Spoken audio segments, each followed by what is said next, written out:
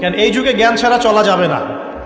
এই যুগটা অজ্ঞ থেকে চলার যুগ নয়, জ্ঞান অর্জন করতেই হবে। আর এই জ্ঞান অর্জন শুধু এককেন্দ্রিক করলে চলবে না, আপনাকে বহুমুখী শিক্ষায় শিক্ষিত হতেই হবে। অন্যথায় আপনি ওই যে বললাম আল্লাহর নূর, যেটা দিয়ে আপনি এখন বিশ্বকে দেখবেন, এটা অর্জন করতে পারবেন না। আরেকটা কথা বলে রাখি, অনেক ডিগ্রি সার্টিফিকেট অর্জন করার পরেও যদি মনের মধ্যে হিংসা আর অহংকার আর গীবত তহমতের সংস্কৃতি না যায়, ওই নোংরা কলবেও আল্লাহর নূর নাজিল হয় না। কথা বুঝতে পারছি না? অনেক ডিগ্রি সার্টিফিকেট অর্জন করেছেন, তো মনের মধ্য থেকে এখনো হিংসাই যায় নাই, এখনো গীবত তহমতের সমালোচনার সংস্কৃতিই বর্জন করতে পারেন নাই, এখনো খোলা মনে সবাইকে ভাই মনে করতে পারছেন না। সংকীর্ণ মন, একটা ছোট মন নিয়ে ছোট লোকের মতো আপনি চলাফেরা করেন, এই মন নিয়ে চললে আল্লাহ নূর নাজিল হবে না। আল্লাহ নূর পেতে হলে মনটা প্রশস্ত হতে হবে, নিরহংকার পূর্ণ হতে হবে, কারো প্রতি হিংসা নাই, কারো প্রতি বিদ্বেষ নাই, কেউ আমার শত্রু না, মুসলিম ভাইরা সবাই আমার ভাই। উদার একটা যখন মন মানসিকতা থাকবে, নিরহংকার পূর্ণ মন থাকবে, জ্ঞান অনুযায়ী আমল হবে, সেজদায় কান্নাকাটি করবেন, আল্লাহ নূর চলে আসবে ইনশাআল্লাহ। আর এগুলো আসলে এখনকার সায়েন্স দিয়ে আমি ব্যাখ্যা করতে পারবো না, এগুলো আধ্যাত্মিক কথাবার্তা। আমাদের বাহ্যিক এই জগতের বাইরেও কিন্তু একটা জগৎ আছে, আমি মনে হয় বুঝাতে পারছি না। বারাকা, আল্লাহ পাকের বরকত কি দেখেছেন কখনো চোখ দিয়ে? আল্লাহ পাকের বরকত বলে একটা কথা আছে না? আছে না? আচ্ছা, বরকত কি জিনিস আপনি কি চোখে দেখতে পারেন? এমন একজন সালাফের কথা পড়লাম, যিনি 40 বছর বেঁচে ছিলেন। কত বছর? 40 বছর। এই 40 বছরে তিনি প্রায় 300টা বই লিখেছেন। কয়টা? 300টা। এখন বলেন, আমরা এখানে যারা বসে আছি অনেকে 40 পার করে ফেলছি না? আমরা এই 40 বছরে কিছু করতে পেরেছি? এই 40 বছরে একটা মানুষ 300টা বই লিখতে পারে? তাহলে আমরা বুঝতে পারছি যে তাদের সময়ের যে বরকত আর আমাদের হায়াতের বরকত এক না। বরকত সম্পূর্ণ ভিন্ন জিনিস, যেটা আমরা চাক্ষুষ দেখা জ্ঞান দিয়ে বিশ্লেষণ করতে পারবো না। পারবো না। আরো বোঝাচ্ছি, দেখুন, রাসূলুল্লাহ সাল্লাল্লাহু আলাইহি ওয়াসাল্লাম সারাদিনে কত কাজ করতেন। তাহাজ্জুদ পড়তেন, শেষ রাত্রে উঠতেন, রাতের এক অংশ ঘুমাতেন, আরেক অংশ উঠতেন, উঠে তাহাজ্জুদে নামাজ পড়তেন, লম্বা কেরাত, মানে এক রাকাতে প্রায় 4 পারা কোরআন তেলাওয়াত করেছেন। এক রাকাতে 4 পারা। আমরা তো 4টা আয়াত পড়লেই একদম তাড়াতাড়ি রুকু করতে হবে, দাঁড়ায় থাকতে পারতেছি না। তাই নামাজ তো ডিজিটাল, এখন যুগের সাথে সাথে নামাজও কি ডিজিটাল। অনেক মসজিদে নামাজ পড়লে মনে হয় ইমাম সাহেব পেশাব পায়খানা চাপ নিয়ে নামাজ পড়াচ্ছে মনে হয়, তাড়াতাড়ি নামাজ শেষ করতে পারলে বাঁচে। আবার দেখা যায় মাঝে মাঝে যে নামাজ মানুষ পড়তেছে না, মানে নামাজ পড়ানোর দায়িত্ব সে পালন করছে, নামাজ নিজে পড়তেছে না। তো এই ডিজিটাল নামাজ না। নবী সাল্লাল্লাহু আলাইহি ওয়াসাল্লাম এক রাকাতে 4 পারা কোরআন তেলাওয়াত করেছেন, প্রায় 4.5 পারা তাহাজ্জুদের নামাজে। তখনই তো গিয়ে পা ফুলবে। এই যে পা ফুলতো, এমনি পা ফোলে? কতক্ষণ দাঁড়ায় থাকলে একটা মানুষের পা ফোলে? তো নবী সাল্লাল্লাহু আলাইহি ওয়াসাল্লামের পা ফুলে যেত, পা মোবারক ফুলে যেত। লম্বা সালাত পড়তেন, সালাতের পরে আবার কিছুক্ষণ ডান কাতে শুয়ে থাকতেন সুন্নত পড়ে। বেলাল রাদিয়াল্লাহু আনহু এসে ডাক দিতেন, তিনি গিয়ে মসজিদ নববীতে নামাজ পড়াতেন। ফজরের নামাজও হতো লম্বা, কেরাত হতো লম্বা। নামাজের পরে আবার সাহাবীদের সাথে কথাবার্তা বলতেন, দ্বীনি বিষয়ে মোজাকারা করতেন। তারপরে ইশরাকের নামাজ পড়তেন, চাশতের নামাজ পড়তেন, পরিবারের দেখাশোনা করতেন, দিন প্রচার করতেন, রুজি রুটির ব্যাপার ছিল। এই সারাদিন যে এতগুলো কাজ তিনি করতেন, একদিনে একটা মানুষ এত কাজ করতে পারে? তো নবী সাল্লাল্লাহু আলাইহি ওয়াসাল্লামের জীবনের বরকত আমার জীবনের বরকত কি সমান? তাহলে বলেন, বরকত কি আমি চাক্ষুষ জ্ঞান দিয়ে প্রমাণ করতে পারবো? এরকম অনেক বিষয় আছে ইসলামে যেটা চাক্ষুষ জ্ঞান দিয়ে প্রমাণ করা যায় না। কবরের আযাব দেখেছেন? কেউ কি প্রমাণ করতে পারবে? আপনি কি ফেরেশতাকে দেখেছেন যারা এখন এখানে ঘিরে রেখেছে জায়গাটা? এই জায়গাটা কি ফেরেশতারা ঘিরে রাখে নাই? আল্লাহ রাসূল কি সেই কথা বলেন নাই? কিন্তু আমরা কি প্রমাণ করতে পারবো এখন? আপনি চাক্ষুষ জ্ঞান দিয়ে পারবেন না। কবরের আযাব প্রমাণ করতে পারবেন না। স্বপ্ন মাঝে মাঝে দেখেন, সত্য হয় কি হয় না? মুমিনের স্বপ্ন সত্যি হবে কি হবে না? আখিরুজ জামানে মুমিনের স্বপ্ন বেশি বেশি সত্য হবে। তো সত্য স্বপ্নের কি ব্যাখ্যা দিবেন? কোনো ব্যাখ্যা নাই। আপনি কি জান্নাত জাহান্নাম দেখেছেন? দেখেন নাই। মিজান পুলসিরাত দেখেছেন? রূহ, আপনার শরীরে একটা রূহ আছে, আত্মা, এটা কি দেখেছেন? এখন এই যে বিষয়গুলো দেখা যায় না, আধ্যাত্মিকত্ব, বারাকা, আল্লাহর নূর, কবরের আযাব, পরকাল, ফেরেশতা, জিনজাতি, তো এগুলোকে আমরা তো বাহ্যিক জ্ঞান দিয়ে ব্যাখ্যা করতে পারবো না। পারবো? তাই বলে কি এগুলোর অস্তিত্ব নাই? বলেন, এগুলোর অস্তিত্ব আছে কি নাই? যদি এগুলোর অস্তিত্ব কেউ বিজ্ঞান দিয়ে প্রমাণ করতে চায় পারবে? যুক্তি দিয়ে প্রমাণ করতে চাইলে পারবে? কোনো দর্শন দিয়ে প্রমাণ করতে চাইলে পারবে? পারবে না। তাহলে এখানে একটা বিষয় হচ্ছে, আল্লাহর পক্ষ থেকে যা নাজিল হয়েছে চোখ বন্ধ করে বিশ্বাস করতে হবে। এখন এই চোখ বন্ধ করে বিশ্বাস করলে পরে মানুষ আপনাকে বলবে ধর্মান্ধ, কি বলবে? এবং ইসলামের এই মৌলিক বিষয়গুলোকে যদি আপনি চোখ বন্ধ করে মেনে চলেন, এখনকার বিশ্বের মানুষ আপনাকে বলবে আপনি মৌলবাদী। এখন আপনি বলেন, ইসলামের মৌলিক বিষয়গুলোকে মেনে না চললে কি কেউ মুসলিম হতে পারবে কিনা? পারবে? তাহলে পরিপূর্ণ মুসলিম হতে হলে আমাকে মৌলবাদী হতে হচ্ছে কিনা? আমি এটা দিয়ে কি বুঝাচ্ছি আল্লাহ পাকের নাজিল করা প্রতিটা বিষয়কে চোখ বন্ধ করে মানতে হবে। কিছু বিষয় আমার বুঝে আসবে, কিছু বিষয় আমার বুঝে নাও আসতে পারে। এখন যতগুলো বিষয় বললাম একটাও কি ব্যাখ্যা করতে পারবেন? কিন্তু এগুলো আপনাকে মানতেই হচ্ছে, কারণ আপনি মুসলিম। আল্লাহ বলেছেন, রাসূল বলেছেন, আমি মেনেছি। এখন আমার জ্ঞান কি আল্লাহ এবং তার রাসূলের জ্ঞানের চেয়ে বেশি না কম? এই পুরো মহাবিশ্ব যিনি পরিচালনা করছেন তার জ্ঞান বেশি না আমার জ্ঞান বেশি? এই পুরো মহাবিশ্বের শত কোটি গ্যালাক্সি আছে, এক একটা গ্যালাক্সিতে হাজার হাজার সৌরজগৎ আছে। এরকম শত সহস্র গ্যালাক্সি নিয়ে একটা আসমান গঠিত হয়। এরকম 7টা মহাদেশ আছে, মানে 7টা মহাবিশ্ব আছে।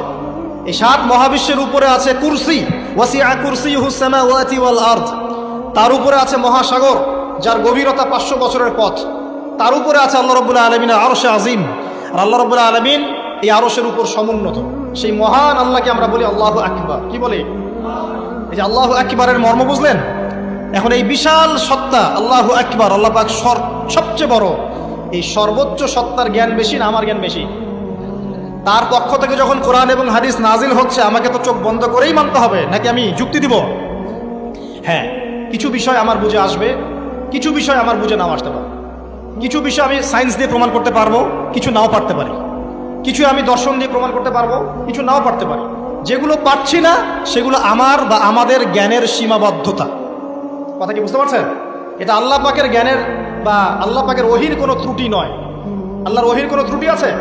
এটা আমার জ্ঞানের সীমাবদ্ধতা। আসেন সামনে যাই। যে কথাটা বলতে গিয়ে এদিকে আসলাম, দেখুন এমন অনেক বিষয় আছে যেগুলো আমরা খালি চোখে ব্যাখ্যা করতে পারবো না। আমরা যে যুগটাকে আইয়ামে জাহিলিয়াত বলছি, ওই যুগটাতে যে সমস্যাগুলো ছিল, যে পাপগুলো ছিল, সেগুলো এখনকার বিশ্বে আরো অনেক উঁচু লেভেলে বিরাজ করছে। যেমন এই যে আপনারা বললেন, একটা পাপ ছিল শিরক। সরাসরি মূর্তি পূজা বলছি না, আমরা বলছি কি শিরকের পাপ ছিল। ওই আইয়ামে জাহিলিয়াতের মানুষগুলো শিরকের পাপে নিমজ্জিত ছিল। তারা শুধু মূর্তি পূজাই করতো এমনটা নয়, তারা কবরেরও পূজা করত, তারা মৃত মানুষেরও পূজা করত, তারা কেউ কেউ নাস্তিকতায়ও বিশ্বাসী ছিল। সূরা মুমিনুন পড়লে দেখবেন তাদের মধ্যে একটা আকীদা ছিল, ইন হিয়া ইল্লা হায়াতুনা দুনিয়া নামুতু ওয়া নাহয়া। কাফেররা বলতো যে আমরা এই পৃথিবীতে জন্মেছি, এখানেই আমরা জন্মাবো, এখানেই মারা যাব। ওয়া মা নাহনু বিমাবউসিন, আমাদেরকে পুনরুত্থিত করা হবে না। এই পরকালের কনসেপ্টে তারা বিশ্বাস করতো না। তো এরকমও লোক ছিল। শুধু যে লাত, ওজ্জা, হবল, মানাত এগুলোর পূজা করতো তাই নয় এই বিষয়টা। এখানে কবর পূজাও ছিল, এখানে আপনার মৃত মানুষের পূজাও ছিল, এখানে গাছপালা, চন্দ্র, সূর্য, নক্ষত্রের পূজাও ছিল, আবার নাস্তিকতাও ছিল। এক কথায় আইয়ামে জাহিলিয়াতের সবচেয়ে বড় পাপ ছিল শিরক। এখন একটু এই 1400 বছর পরে চলে এসে দেখেন এখনকার সমাজের দিকে তাকান, এখনকার মুসলিম রাষ্ট্রগুলোর দিকে তাকান, আর পুরো বিশ্বের দিকে তাকান। সবচেয়ে বড় সমস্যাটা কি বলেন? সবচেয়ে বড় সমস্যা কি শিরক নয়? আচ্ছা, মুসলিমরা কি এখন অনেকেই কবর পূজা করে না? মুসলিমদের মধ্যে অনেকেই দেখবেন যে মৃত মানুষের কাছে চাচ্ছে না, মৃত মানুষের কাছে সন্তান প্রার্থনা করে না, ওই যে ওখানে গিয়ে নজর মান্নত করছে না যে মৃত মানুষকে সন্তুষ্ট করলে আমার ভালো হবে, না হলে আমার কোনো ক্ষতি হয়ে যাবে, এটা মানুষ করছে না। মুসলিমদের মধ্যে বহু মানুষ আল্লাহর হালালকে হারাম করছে না, আল্লাহর হারামকে হালাল করে নিচ্ছে না, এটাও কিন্তু শিরক। আপনি কি জানেন যে আল্লাহর হালালকে হারাম করলে শিরক হয়? আল্লাহর হারামকে হালাল করলে শিরক হয়। সুদ হালাল না হারাম? না, সুদ তো ফরজ। সুদ হালাল না হারাম? সুদ তো এখনকার বিশ্বে ফরজ। সুদ ছাড়া এই বিশ্ব চলবে না। আপনি ঠিক বলছেন, কিন্তু সুদ ছাড়া এই বিশ্ব চলে না। যে কোনো কিছু করতে গেলে সুদ লাগে। তো এখন যে সবাই এটাকে হালাল করে নিচ্ছে, এটা কি হচ্ছে? আল্লাহর হারামকে মানুষ হালাল করছে না? আচ্ছা বলেন, মদ হারাম না হালাল? বলেন। মদ তো ওয়াজিব নাকি? যুব সমাজে তো মদ না খেলে চলেই না। মদ খায় না এমন যুব সমাজের সংখ্যা বেশি না খায় তার সংখ্যা বেশি? কয়টা ছেলে আছে স্মোক করে না বলেন? কয়টা ছেলে দেখাতে পারবেন যারা স্মোক করে না? এখানে কারা কারা স্মোক করেন না? মাশাআল্লাহ, আলহামদুলিল্লাহ, মাশাআল্লাহ। হাত নামান, হাত নামান, হাত নামান। আল্লাহ পাক আপনাদের রক্তে এবং মাংসে বরকত দান করুন, দোয়া করি। যদি আপনি কোনো কমিউনিটির মধ্যে দেখাতে পারেন যে তারা মাদক থেকে দূরে আছে, তারা শুধুমাত্র ইসলামিক কমিউনিটি, অন্য কোনো কমিউনিটি না। যদি আপনি মাদক মুক্ত কোনো ক্যাম্পাস দেখাতে পারেন, সেটা হবে মাদ্রাসা। যদি পর্ন মুক্ত ক্যাম্পাস দেখাতে পারেন, দেখাতে হবে মাদ্রাসাকে। এখানে বিষয়টা হচ্ছে, যারা ইসলাম প্র্যাকটিস করে, কোরআন এবং সুন্নাহর বুঝ যাদের মধ্যে আছে, যাদের মধ্যে আল্লাহর ভয় আছে, এরা কখনো সুদ খাবে? এরা কি মদ খাইতে পারবে? পারবে না। ইনশাআল্লাহ আপনারা কি জিনা করতে পারবেন? আল্লাহ পাক আপনাদেরকে ঈমান আমলের উপর অটুট রাখুন, আমিন। যে কথাটা বলছি, কেউ যদি আল্লাহর হালালকে হারাম করে নেয় আর কেউ যদি আল্লাহর হারামকে হালাল করে ফেলে, এটাকে কিন্তু শিরক বলা হয়। এই বিশ্বে কি এই সমস্যা নাই? সামনে আগান। এই বিশ্বের শিক্ষা ক্ষেত্রগুলো দেখবেন, এই শিক্ষা ক্ষেত্রগুলোর মধ্যে নাস্তিকতার শিক্ষা বাড়ছে না কমছে? বাড়ছে। এই বিশ্বের অর্থনীতি দেখবেন, অর্থনীতির মধ্যে শিরক বাড়ছে না কমছে? এখানে আপনাকে সুদ দিতে হচ্ছে, এখানে আপনাকে আল্লাহর নাজিলকৃত ইকোনমি বাদ দিয়ে পশ্চিমাদের নাজিলকৃত ইকোনমি বহন করতে হচ্ছে। এটাও এক প্রকার কুফরি। আরও সমস্যা আছে। এই বিশ্বের ওয়ার্ল্ড অ্যাফেয়ার্সের দিকে তাকাবেন, দেখবেন বিশ্বের কয়টা জায়গা আপনি আমাকে দেখাতে পারবেন যেখানে মুসলিমদের মধ্যেও আল্লাহ রাব্বুল আলামিনের নাজিলকৃত বিধান দিয়ে বিচার ফয়সালা হচ্ছে? কয়টা দেখাতে পারবেন? তো যেখানে আছে খুব স্বল্প পরিসরে। পুরো বিশ্বের অবস্থা আজকে এমন। পর্নোগ্রাফি হালাল না হারাম? পশ্চিমা সংস্কৃতির মধ্য দিয়ে এটা সারা বিশ্বে ছড়িয়ে দেওয়া হয়েছে। মানুষ এখন এটাকে available part of our life এটা মনে করছে, common part of our life. পর্দা হালাল না হারাম বলেন? পর্দা না করাটা হারাম না হালাল? আচ্ছা, এখন দেখেন, মিডিয়া বলেন, প্রিন্ট মিডিয়া বলেন, ইলেকট্রনিক মিডিয়া বলেন, বিভিন্ন প্রযুক্তিগত উন্নয়নের মধ্য দিয়ে নগ্নতাকে প্রমোট করা হচ্ছে কি হচ্ছে না? বলেন, হচ্ছে কি হচ্ছে না? এখন কি কাপড় খোলার দিকে মানুষ বেশি আগ্রহী না পরার দিকে? দেখবেন ইসলামের বুঝ যাদের মধ্যে নাই, এরা কাপড় খুলতে চাচ্ছে এখন। আর আমি আপনাদেরকে বলি, আগের লেকচারগুলোতেও বলেছি, এই পুরো মহাবিশ্বে আমাদের বাবা আর মা আদম এবং হাওয়া আলাইহিস সালাম, তাদের গা থেকে পোশাকটা খুলে ফেলেছিল কে জানেন? কে? ইবলিস। যখনই তারা গাছের কাছে গেলেন, তখন কি হলো? ফালাম্মা যাকাশ শাজারা বাদাত লাহুমা সাওয়াতিহিমা। যখনই তারা গাছের কাছে গেলেন, তাদের কাপড় খুলে পড়ে গেল। তাহলে পুরো মহাবিশ্বে আমাদের পিতামাতাকে নগ্ন করে দিয়েছে কে? ইবলিস, শয়তান। তাহলে এখন পৃথিবীতে যারা মুসলিমদেরকে বা অমুসলিমদেরকে, পুরো মানবতাকে যারা নগ্ন করতে চাচ্ছে, এরা কার এজেন্ট? এরা কার এজেন্টটা বাস্তবায়ন করছে? এটা কি বুঝতে বাকি থাকে? আমি কথাগুলো বানিয়ে বলি নাই। সূরা আরাফ পড়েন, দেখবেন সব লেখা আছে। আসেন, এক কথায় বলতে চাচ্ছি, ওই সময়কার যে শিরকটা শুধুমাত্র মক্কায় সীমাবদ্ধ ছিল, এখনকার শিরকটা গ্লোবালাইজেশন হয়েছে, পুরো দেশে দেশে দেশে শিরক ছড়িয়ে পড়েছে। আসেন, ওই সময় আরেকটা বড় পাপ ছিল, যেটা এই যে এক ভাই বলল, সেটা হলো রিবা। রিবা, রিবা মানে কি? সুদ। রিবা মানে সুদ, জানেন তো? আর সুদ তো ফরজ নাকি ভাই? আচ্ছা, এমন কোন গ্রাম নাই বাংলাদেশে যেখানে সুদ নাই, আর বিশ্বের এমন কোন দেশ নাই যেখানে সুদ নাই। আর এই যুগের কথাই নবী সাল্লাল্লাহু আলাইহি ওয়াসাল্লাম হয়তোবা বলেছিলেন, আল্লাহু আ'লাম, আল্লাহ ভালো জানেন, যে এমন একটা যুগ আসবে যে যুগে ম্যাক্সিমামই সুদখোর হবে। যে ব্যক্তি সুদের ছিটাফোটা, মানে সুদের পাপ থেকে বেঁচে থাকতে চাইবে, ওর গায়েও গিয়ে সুদের ছিটাফোটা গিয়ে লাগবে। এটা সেই যুগ না? আপনি বুঝতে পারছেন না হয়তো, এটা সেই যুগ। আপনি মনে করছেন দাড়ি, টুপি, পাগড়ি, জুব্বা মাশাআল্লাহ সব লাগাই দিছি, হ্যাঁ, বাইরে একটা সাইনবোর্ড আছে, আমি মৌলবী, আল্লামা, আমি একজন দায়ী বক্তা, কিন্তু সুদের যে ওই ছিটাফোটা, এটা আপনার কাছে আমার কাছেও আছে। হয়তো আপনি বুঝতে পারছেন না। কখন বুঝবেন? যখন ইসলামিক অর্থনীতির বইগুলো পড়তে পারবেন। আর শুধু ইসলামিক অর্থনীতির বই যথেষ্ট না, এর পাশাপাশি আমাদের দরকার এই প্রচলিত যে IMF, ইন্টারন্যাশনাল মনিটারি সিস্টেম, এর নীতিগুলো জানা। তখন কি আপনি বুঝবেন ওয়ার্ল্ড ব্যাংক কি জিনিস, IMF কি জিনিস, ঠিক আছে? তখন বুঝবেন যে পেট্রো ডলার কি জিনিস, তখন বুঝবেন যে হার্ড কারেন্সি, সফট কারেন্সি কি জিনিস, এখন বুঝবেন না।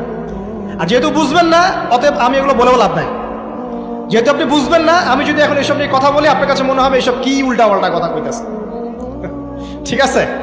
তো যাই হোক, আগে আল্লাহর ওয়াস্তে ইসলামিক ইকোনমিক্স পড়েন এবং ইন্টারন্যাশনাল মনিটারি সিস্টেম সম্পর্কে পড়েন। প্রত্যেক স্টেটের প্রধান যারা আছেন তারা জানেন যে ওয়ার্ল্ড ব্যাংক